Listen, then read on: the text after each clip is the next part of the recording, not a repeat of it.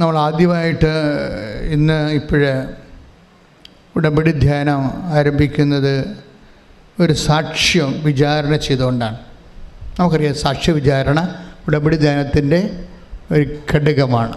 ആ ആഴ്ചയിൽ അമ്മ ചെയ്ത കാര്യങ്ങളാണ് സാക്ഷ്യത്തിനെടുക്കുന്നത്. ഈ ആഴ്ചയിൽ നടന്ന ഏറ്റവും നല്ല സാക്ഷ്യം. എല്ലാ സാക്ഷ്യങ്ങളും നല്ലതാണ്, പക്ഷെ ചില സാക്ഷ്യങ്ങൾക്ക് ചില ഉടമ്പടി കണ്ടൻസുകൾ കൂടും. അതിൽ എല്ലാ മനുഷ്യർക്കും അനുവർത്തിക്കാൻ പറ്റുന്ന രീതിയിൽ അതിൻ്റെ അകത്ത് ഒരു ദൈവ ആഭിമുഖ്യത്തിനുള്ള കുറേ പുതിയ വഴികൾ കാണാം. അപ്പം അങ്ങനെയുള്ള സംഭവങ്ങളാണ് അച്ഛൻ എടുത്തിട്ട് പലപ്പോഴും സാക്ഷ്യ വിചാരണയ്ക്ക് വെക്കുന്നത്. ഈ പ്രാവശ്യത്തെ സാക്ഷ്യ വിചാരണയിൽ കുറേ സാക്ഷ്യങ്ങളുണ്ട്. ഒരു സാക്ഷ്യം നീതുവിൻ്റെ ആണ്, നീതു ചെന്നിത്തല. അപ്പോൾ അവരുടെ സാക്ഷ്യം വെച്ചാൽ അവർക്ക് 5 വർഷങ്ങളായിട്ട് മക്കളില്ല. അപ്പോൾ ഡോക്ടർ നോക്കിയിട്ട് ടെസ്റ്റ് ചെയ്തിട്ടും പ്രത്യേകിച്ച് കുഴപ്പങ്ങളൊന്നുമില്ല, പക്ഷെ മക്കളില്ല. അപ്പോൾ അത് ഭയങ്കരമായ പ്രശ്നമാണ്. വൈദ്യശാസ്ത്രം കുഴപ്പങ്ങളൊന്നും ഇല്ലെന്ന് പറയുകയും ചെയ്യും. 5 കൊല്ലമായിട്ട് മക്കളില്ലാതിരിക്കുമ്പോൾ നീതിൻ്റെ കാര്യം മനസ്സിലായി, ഇനി മക്കളുണ്ടാവത്തില്ല. എന്തെങ്കിലും കുഴപ്പം കൊണ്ടുപോയി നമുക്ക് അതിനുവേണ്ടി ചികിത്സിക്കാം. ഇത് എവിടെ ചികിത്സിക്കാനാണ്? മക്കളുണ്ടാകണില്ല.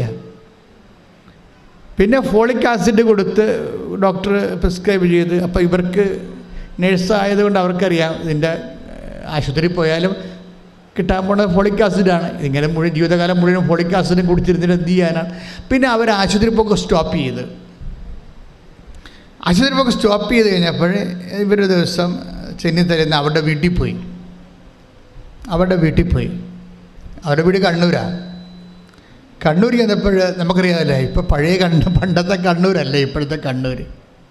വിശ്വാസമുള്ളവന് ശക്തമായ രീതിയിൽ വിശ്വാസം പടർന്ന് വിശ്വാസം സാക്ഷ്യമായി ജീവിക്കുന്ന ഒരു കാലമാണ്.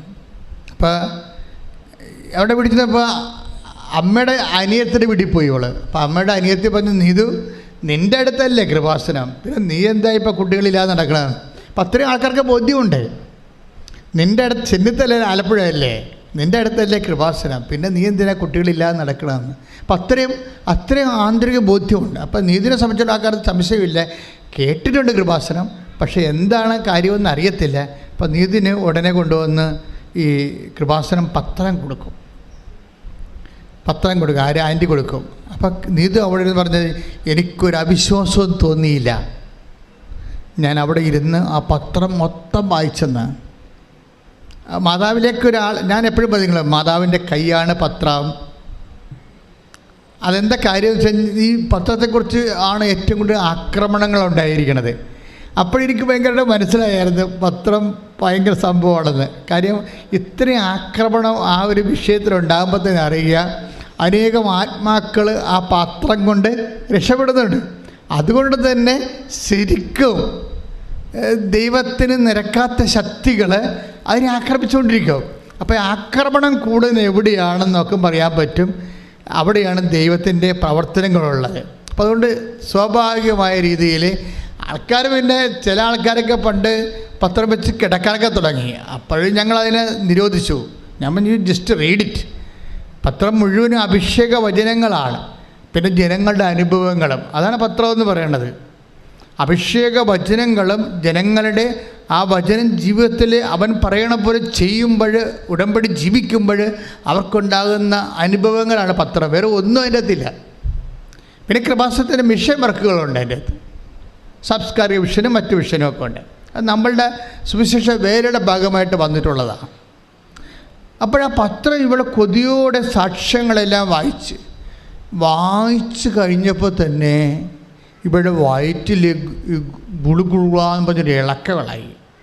അതായത് എന്താ വെച്ചാൽ ഇവർക്ക് വിശ്വാസം ഉണ്ടായില്ല. അതാണ് പ്രശ്നം. ഇവൾ മനസ്സിനോട് തീരുമാനമെടുത്ത്, എന്താണ് എടുത്തത്? ഞാനും പോയി ഉടമ്പടി എടുക്കും. അപ്പോൾ ആൻറ്റിയോട് പറഞ്ഞു, ആൻറ്റി എനിക്കിനി ബഹറിനിൽ പോകാൻ വേണ്ടി 2 ദിവസമേ ഉള്ളൂ. അപ്പോൾ ഞാനിങ്ങനെ ആലപ്പുഴ പോയി ഉടമ്പടി എടുത്തിട്ട് പോകണത് സമയം കിട്ടത്തില്ല. അപ്പോൾ ആൻറ്റി പറഞ്ഞ്, കുഴപ്പമില്ല, നീ ഓൺലൈൻ ഉടമ്പടി എടുക്കാമെന്ന്. അങ്ങനെ ഓൺലൈൻ ഉടമ്പടി എടുത്ത് കഴിഞ്ഞപ്പോൾ ഞങ്ങൾ കോവിഡ് കാലത്ത് അമ്മ ഓൺലൈൻ ഉടമ്പടി തന്നത്. അന്ന് ഓൺലൈൻ ഉടമ്പടി എന്നും പറഞ്ഞ് നമ്മൾ ഒരു വീഡിയോ ഇട്ടപ്പോൾ അന്ന് 1,00,000 ആൾക്കാരെ അത് കണ്ടുള്ളൂ. അപ്പം ഞാൻ വിചാരിച്ചത് എല്ലാവരും കാണുമെന്നാണ് വിചാരിച്ചത്. ഇപ്പം ജോമോളൊക്കെ അത് ഡിക്സൺ അങ്ങനെ കുറച്ച് പേരാ ഇതൊക്കെ ഡിസൈൻ ചെയ്തെടുത്തത്. ഞാൻ ആശയം പറഞ്ഞു കൊടുത്തിട്ട് അപ്പോഴേ ഇത് പറഞ്ഞു കഴിഞ്ഞപ്പോൾ അന്ന് ഞങ്ങൾക്ക് അത്രയും ഒരു റിട്ടേൺസ് വന്നില്ല. എങ്ങനെ ഞങ്ങൾ ഓർത്തത് ജനങ്ങളെല്ലാവരും സഹായിക്കാൻ പറ്റുമെന്നാണ്. പക്ഷേ എന്താ അമ്മ ചെയ്തത്, ഇന്നിപ്പോഴേ ആൾക്കാർ ഓൺലൈൻ ഉടമ്പടി എടുത്തിട്ടാണ് തീർത്ഥാടന ഉടമ്പടി എടുക്കണമെങ്കിൽ ആലപ്പുഴ വരണ്ടേ. അപ്പം അതുവരെയുള്ള കാര്യങ്ങൾക്ക് അവരെന്ത് ചെയ്യും, ഓൺലൈൻ ഉടമ്പടി എടുക്കും. ഓൺലൈൻ ഉടമ്പടി എടുക്കുമ്പോൾ നേർച്ച വസ്തുക്കളെ കിട്ടത്തില്ലെന്നേ ഉള്ളൂ. പക്ഷേ ഓൺലൈൻ ഉടമ്പടി എടുത്തിട്ട് കൃത്യമായിട്ട് അവിടെ പറയണത്, ഞാൻ ഓൺലൈൻ ഉടമ്പടി എടുത്തു, എന്നിട്ട് അതിൻ്റെ പ്രാർത്ഥന കൃത്യമായിട്ട് തന്നെ ചെല്ലാൻ തുടങ്ങി, വചനങ്ങൾ വായിക്കാൻ തുടങ്ങി. അപ്പോൾ എന്നാ പറയണമെന്ന് വെച്ച് കഴിഞ്ഞാൽ, വല്ലാത്ത ഇന്ന് വരെ അനുഭവിക്കാത്തൊരു മരണകരമായ വേദനയാണ് ശരീരത്തിൽ അനുഭവിക്കണത്. അത് കഴിഞ്ഞപ്പോൾ ഒരു കഷണം വയറ്റിൽ നിന്ന് താഴേക്ക് ഒരു മാംസക്കഷണം, ഇതെവിടെ ഇരുന്നെന്നറിയത്തില്ല. 5 കൊല്ലം ടെസ്റ്റ് ചെയ്തിട്ട് ഒന്നും കാണാത്ത സാധനമാണ്. മാതാവ് പറിച്ചതാണ് കണ്ടത്, വയറ്റിൽ നിന്ന് പറിച്ചെടുത്ത് പുറത്ത് കളഞ്ഞു, രക്തം പോലും പൊടിയാതെ പുറത്ത് കളഞ്ഞു. അതോടുകൂടി അവർക്ക് മനസ്സിലായി ഇവിടെ എന്തോ സംഭവിക്കാൻ പോകുന്നുണ്ടെന്ന്. 1, 2, 3 ലക്ഷം രൂപ, ഇത് കണ്ടുപിടിച്ചാൽ തന്നെ 2 ലക്ഷം രൂപയുടെ ഓപ്പറേഷനാണ്. പക്ഷെ അത് ഒരു രക്തം പോലും പൊടിയാതെ കീഹോൾ പോലും അല്ലാത്ത രീതിയിൽ ഈ സംഭവം പറിച്ച് പുറത്ത് കളയും. അപ്പോൾ അതിനുശേഷം ഇവർക്ക് കോൺഫിഡൻസായി, ഇനി അമ്മ ഇതിനേക്കാൾ വലിയ കാര്യങ്ങൾ ചെയ്യും. അമ്മ എനിക്ക് കുഞ്ഞിനെ തരും എന്ന് പറഞ്ഞ് ഇരിക്കുമ്പോൾ ഇവളുടെ വയറ്റിൽ മുമ്പത്തേക്കാളും വ്യത്യസ്തങ്ങളൊക്കെ വരുന്നുണ്ട്. പക്ഷേ ഇവൾക്ക് ടെസ്റ്റ് ചെയ്യാൻ പേടിയാണ്. കാര്യം പണ്ട് ഈ 5 കൊല്ലമായിട്ട് ടെസ്റ്റിംഗ് ആയിരുന്നു. എപ്പോഴും നെഗറ്റീവ് അടിച്ചിട്ട് ഹസ്ബൻഡ് പറഞ്ഞു, നീ ആ സാധനം വലിച്ചെറിയിട്ട് ഒരു ടെസ്റ്റും വേണ്ട, നമുക്ക് കൊച്ചിനെയും വേണ്ടെന്ന് പറഞ്ഞതാണ്. കാര്യം എപ്പോഴും ടെസ്റ്റിൽ നെഗറ്റീവായി. അപ്പോൾ സങ്കടമായത് കാരണം ഇതൊന്നും ടെസ്റ്റ് ചെയ്യാതിരിക്കുകയായിരുന്നു. കുറേ നാളായിട്ട് ടെസ്റ്റുമില്ല, ആശുപത്രിയില്ല, അങ്ങനെ ജീവിക്കുകയും. പക്ഷേ ഇപ്പോൾ അവൾക്ക് തോന്നി ഒന്ന് ടെസ്റ്റ് ചെയ്യാമെന്ന് തോന്നി. ടെസ്റ്റ് ചെയ്തപ്പോൾ എന്താണെന്ന് അവൾ പറയണത്, ഇതിന് ടെസ്റ്റ് ചെയ്യുമ്പോൾ നമുക്ക് അറിയാമല്ലോ, പാരൻസ് ഒരു വര കാണാം. അപ്പോൾ അവൾക്കൊരു ചെറിയൊരു പ്രതീക്ഷ വന്നു. 2 ആഴ്ച കഴിഞ്ഞപ്പോൾ അത് വര ആവർത്തിച്ച് കഴിഞ്ഞപ്പോൾ ഹസ്ബൻഡ് വിളിച്ച് പറഞ്ഞു, ഇതൊന്ന് നോക്കിക്കുക എന്ന് പറഞ്ഞ്. അപ്പോൾ ഹസ്ബൻഡ് നോക്കിയപ്പോഴും ആ ഒരു പോസിറ്റീവായിട്ട് വരുന്നുണ്ട് സംഭവം. അയാൾ ഞെട്ടിപ്പോയി ശരിക്കും പറഞ്ഞാൽ. പിന്നെ ചെയ്തിരിക്കണമെന്ന് വെച്ച് കഴിഞ്ഞാൽ ഡോക്ടറിൻ്റെ അടുത്ത് പോയപ്പോൾ പിന്നെ 2 ആഴ്ച കഴിഞ്ഞപ്പോൾ അവർ ഡോക്ടറിൻ്റെ അടുത്ത് പോയപ്പോൾ ഡോക്ടർ ടെസ്റ്റ് ചെയ്തപ്പോൾ ഈ ഓൺലൈൻ ഉടമ്പടി എടുത്ത ദിവസവും നോക്കുമ്പോൾ 1 മാസമാണ്. അപ്പം ആ കുഞ്ഞിന് 1 മാസം വയറ്റി പ്രായമുണ്ട്. ശ്രുതികട ഹല്ലേലൂയ.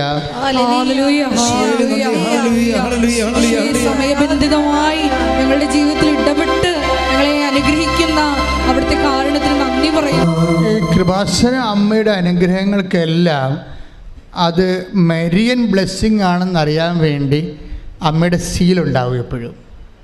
അത് അമ്മ തന്നതാണ്, ഉടമ്പടി പ്രകാരമാണെന്നറിയാൻ വേണ്ടി ഒരു മരിയൻ സീലുണ്ടാകും. മിക്ക സാക്ഷ്യം നോക്കി കഴിഞ്ഞാൽ മരിയൻ സീൽ കാണാൻ പറ്റും. ഇതിനകത്ത് വരുന്ന വെച്ച് കഴിഞ്ഞാൽ അവൾ പ്രസവിച്ചത് മെയ് 13-ാം തീയതിയാണ്. അതായത് മാതാവ് ഫാത്തിമയിൽ പ്രത്യക്ഷപ്പെട്ട ദിവസം. ശ്രുതിക്കട്ടെ ഹല്ലേലൂയ.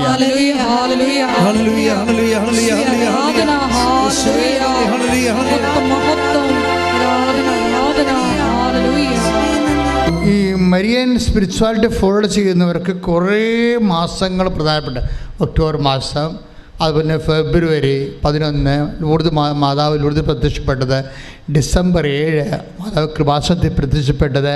ഇങ്ങനെ ഈ പ്രത്യക്ഷീകരണത്തിന് നിങ്ങൾക്കറിയാമോ, ഈ വിഷയം നമ്മുടെയൊക്കെ ഒരു കാലം കഴിയുമ്പോഴേ, ഇപ്പം തന്നെ ഇതാണ് അവസ്ഥ എന്നുണ്ടെങ്കിൽ ഇപ്പോൾ ഇന്നലെ പറഞ്ഞ സാക്ഷ്യങ്ങൾ ഒത്തിക്കാൻ മനസ്സിലാവും കൃപാസനം എങ്ങോട്ടാണ് പോകണമെന്ന്. ഇന്നലെ പറഞ്ഞ സാക്ഷ്യങ്ങൾ, കാര്യം ഒരു ധ്യാന കേന്ദ്രങ്ങൾക്ക് ഇല്ലാത്ത അത്രയും ഒപ്പോസിഷൻസ് നമുക്കുണ്ടല്ലേ. എന്തുമാത്രം ആൾക്കാരാണ് ചർച്ച ചെയ്യണത് ചാനലിലൊക്കെ. എനിക്ക് ഭയങ്കര ഇഷ്ടമാണ് അങ്ങനെ ചർച്ച ചെയ്യണത്. അവർ നെഗറ്റീവാണ് പറയുന്നുണ്ടെങ്കിലും പറയുന്നത് കൃപാസനത്തെക്കുറിച്ചല്ലേ. അപ്പോൾ അവർ കുറച്ച് പേര് വിശ്വസിച്ചില്ലെങ്കിലും കേൾക്കുന്ന ആൾക്കാർക്ക് ജീവിത പ്രശ്നങ്ങളുണ്ടാകുമ്പോൾ തീർച്ചയായിട്ടും ഒരു കൃപാസനത്തിലേക്ക് വരും, ഒരു സംശയമില്ലല്ലോ. അതെല്ലാം പോസിറ്റീവാണ്. അവരെന്തെങ്കിലും തന്തക്കൊക്കെ വിളിക്കൊണ്ടിരുന്നുണ്ട്, ഒരു സംശയമില്ല, അത് കുഴപ്പമൊന്നുമില്ല. പക്ഷേ അവർ സബ്ജക്റ്റ് ബേസിൽ കൈകാര്യം ചെയ്യുന്ന വിഷയം എന്താണ്? ഇപ്പോഴത്തെ തന്നെ കഴിഞ്ഞ ദിവസങ്ങൾ സംഭവിച്ച ആ സാക്ഷ്യങ്ങളില്ലേ, ആ സാക്ഷ്യത്തിൻ്റെ തന്നെ ഡിസ്കഷൻ എന്തെല്ലാം ലെവലിലാണ് പോയത്. പക്ഷേ ആ സാക്ഷ്യങ്ങളെല്ലാം കഴിയുമ്പോൾ കമ്പിത്തിരി കത്തിക്കണ പോലെയാണ്. കമ്പിത്തിരിയുടെ മരുന്നെല്ലാം കത്തിച്ചതെല്ലാം ഭംഗിയായിട്ട് കഴിയുമ്പോൾ ഒരു കമ്പി അവശേഷിക്കും അല്ലേ. അതുപോലെ കൃപാസനത്തെ എങ്ങനെ വിമർശിച്ചാലും അവസാനം കൃപാസനവും മാതാവും അവശേഷിക്കും. ഒരു മനുഷ്യന് ഒരു സങ്കടം വരണ കാലത്ത് ഒരിക്കലും ദൈവത്തെക്കുറിച്ച് കേട്ടുകേൾവി പോലും ഇല്ലാത്ത മനുഷ്യർ അമ്മയിലേക്ക് ആകർഷിച്ചു വരും. ഇന്നലെ ഞാനൊരു ചെടുത്തിയുടെ പിടരയ്ക്ക് പിടിച്ച് സ്നേഹത്തോടെ ചിരിച്ചുകൊണ്ട്. അതെന്താ കാര്യം എന്നറിയാമോ? എന്നെ കണ്ടു കഴിഞ്ഞതിന് ശേഷം ചെല്ലാനത്തുകാരത്തെയാണ് എന്നോട് പറഞ്ഞു, എൻ്റെ അച്ഛ അബദ്ധം പറ്റിപ്പോയി. ഞാൻ പറഞ്ഞു, എന്നാടി? അല്ലേ, ഞാൻ പെന്തക്കോസ്താ വർഷങ്ങളായിട്ട് ഉടമ്പടി എടുത്ത് ജീവിച്ചപ്പോഴാണ് ഇപ്പോൾ അമ്മ ആരാളെന്ന് മനസ്സിലായത്. അപ്പോൾ നോക്കി എന്തുമാത്രം മനുഷ്യരാണ് ജീവിക്കുന്ന. ദൈവത്തിൻ്റെ സാന്നിധ്യം അമ്മയിലൂടെ ഇന്ന് ജനങ്ങളുടെ കണ്ണുനീരൊപ്പിക്കൊണ്ട് കാലാകാലങ്ങളിലൂടെ ഉണ്ടായിട്ട് തിരിച്ചറിയാതെ തെറ്റായ പ്രബോധനങ്ങൾ അകപ്പെട്ടുകൊണ്ട് ആത്മരക്ഷയും അതേസമയം തന്നെ ജീവിത സ്വസ്ഥതയും നഷ്ടപ്പെടുത്തിയിരിക്കുന്നത്. അതായത് സത്യവിശ്വാസം എന്ന് പറയുന്നതിൻ്റെ അകത്ത് മാതാവിനെ മാറ്റി നിർത്തിക്കൊണ്ടൊരു സത്യവിശ്വാസം രൂപപ്പെടുത്താൻ പാടില്ല, പറ്റത്തില്ല. എന്തുകൊണ്ട്? അമ്മ വിശ്വാസമുള്ള എല്ലായിടത്തും അമ്മ പ്രത്യക്ഷപ്പെടുമ്പോൾ നോക്കിയാൽ മനസ്സിലാവും. വിശ്വാസം ജീവിക്കുന്ന സ്ഥലങ്ങളിലാണ്, കറകളഞ്ഞ വിശ്വാസം ജീവിക്കുന്ന സ്ഥലങ്ങളിലാണ് അമ്മ പ്രത്യക്ഷീകരണം നൽകുന്നത്. അതിന് ജാതിയും മതവും ഒന്നുമില്ല. ആരാണ് വിശ്വാസം ജീവിക്കണത് അവർക്ക് അമ്മയുടെ പ്രത്യക്ഷീകരണം ലഭിക്കും. ഇന്നലത്തെ സാക്ഷ്യം കണ്ടില്ലേ? എന്താണ്? ഇന്നലെ 8 സാക്ഷ്യങ്ങളും അമ്മ അവർക്ക് പ്രത്യക്ഷപ്പെട്ടതാണ്. ഇപ്പോൾ എനിക്ക് കേൾക്കുമ്പോൾ ഭയങ്കര സന്തോഷം വരും. എന്നുവെച്ചാൽ ഞാൻ അഭിമുഖീകരിച്ച ഒരു പ്രശ്നം അമ്മ മാതാവ് ജീവനോടെ ഇവിടെ പ്രത്യക്ഷപ്പെട്ടുവെന്ന് ഞാൻ പ്രഖ്യാപിച്ച കാലത്ത് ഞാൻ സഹോദര വൈദികരിൽ നിന്ന് ഞാൻ അനുഭവിച്ച ഒരു ഫസ്റ്റ് ക്വസ്റ്റ്യൻ, അച്ഛനല്ലേ കണ്ടുള്ളൂ, വേറെ ആരെങ്കിലും കണ്ടോ എന്ന്. അപ്പോൾ അന്ന് ഞാൻ പറഞ്ഞൊരു ഉത്തരവുണ്ട്, ഇനി എല്ലാവരും കാണുന്നൊരു കാലം വരുമെന്ന്. ശ്രദ്ധിക്കട്ടെ. ഹല്ലേലൂയ.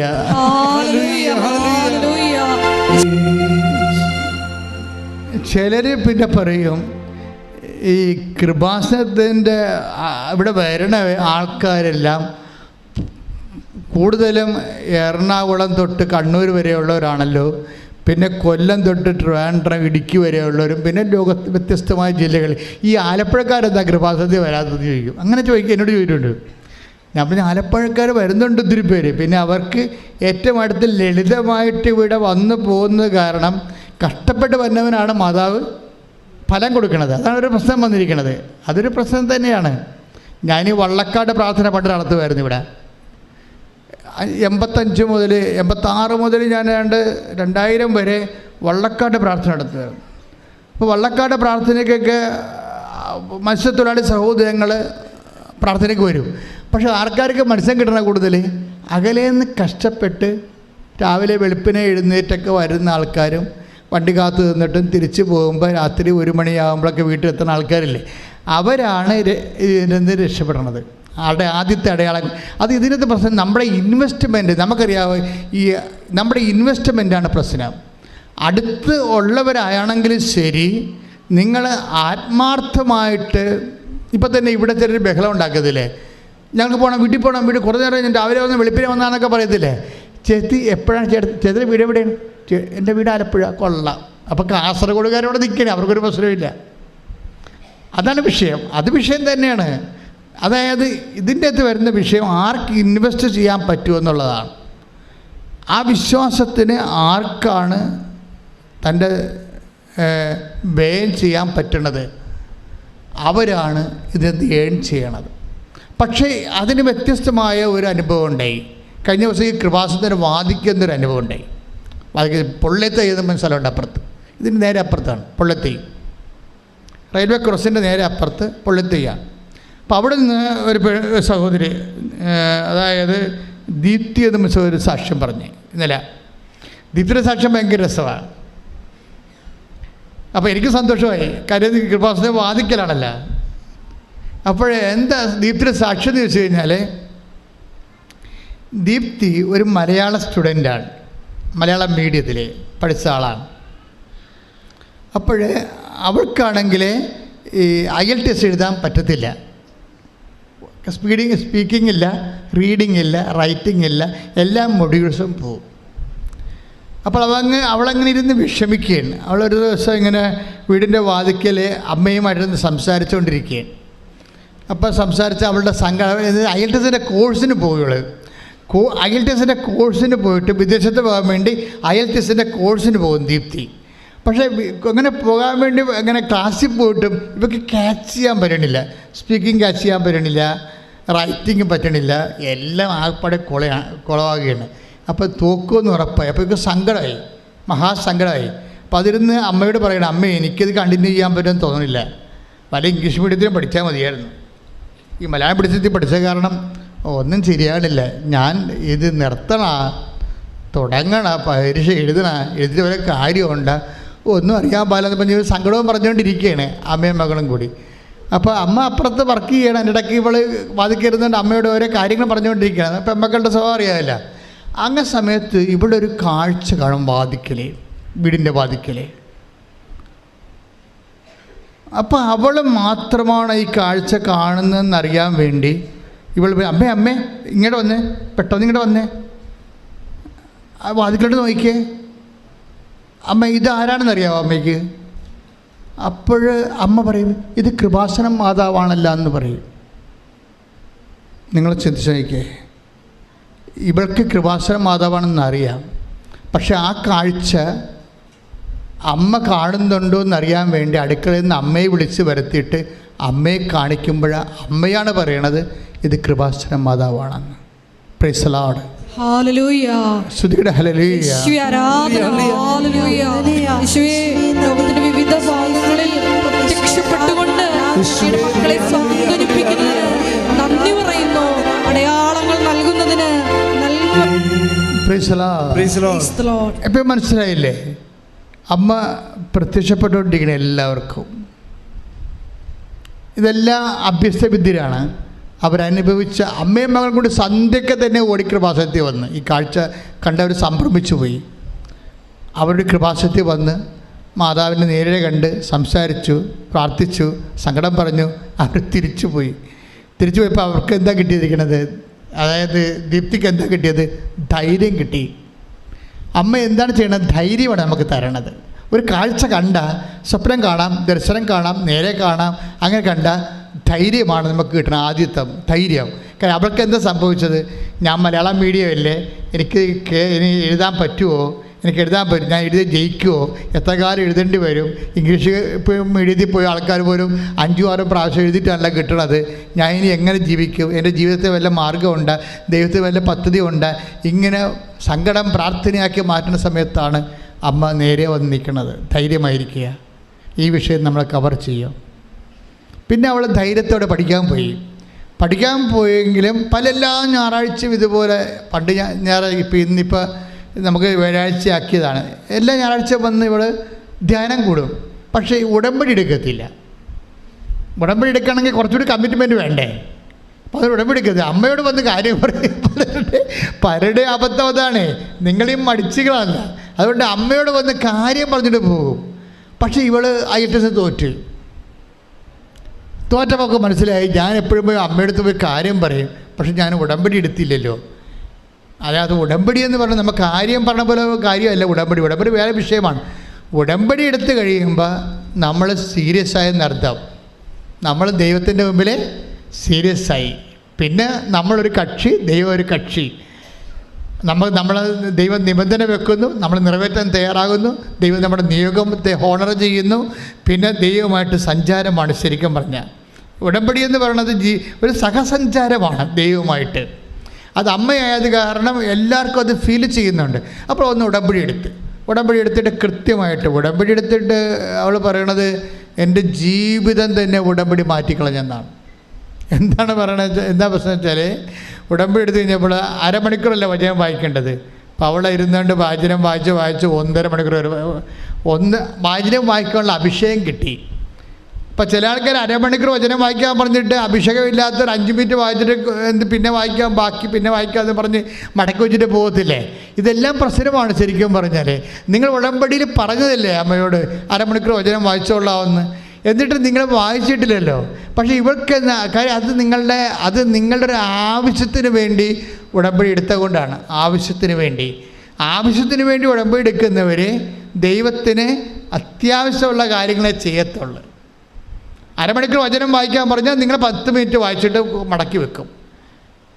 രോഗികളെ കാണാൻ വേണ്ടി പറഞ്ഞാൽ എത്ര അടുത്ത് രോഗികൾ വല്ല വീട്ടിൽ കിടപ്പുണ്ടെങ്കിൽ പോയി കണ്ടെച്ചും നോക്കിയെന്ന് വെച്ചും പോരും, ആശുപത്രി പോകത്തില്ല. അപ്പോൾ എങ്ങനെ ഈ കുറുക്ക് വഴി ചെയ്യാം? കുറുക്ക് വഴി ഉടമ്പടിയുടെ നിബന്ധനകൾ കുറുക്ക് വഴിയോടെ ചെയ്യുന്ന ആൾക്കാർ വിചാരിക്കുക നിങ്ങളുടെ ആവശ്യത്തിന് വേണ്ടി ഉടമ്പടി എടുത്തതാണ്, ദൈവത്തിനകത്ത് പങ്കില്ല. ഒരിക്കലും ദൈവം അതിനകത്ത് പങ്കെടുക്കത്തുമില്ല. കാര്യം എന്താണ്? നിങ്ങളുടെ വയറ്റിപ്പഴപ്പാണെന്ന് ദൈവത്തിന് അറിയാം. ദൈവത്തിന് പ്രയോജനമില്ലല്ലോ. നിങ്ങൾ ചെയ്യേണ്ടത് ദൈവത്തിന് വേണ്ടി എന്നെ ജീവിക്കാൻ അനുവദിക്കണമെന്ന് പ്രാർത്ഥിക്കണം.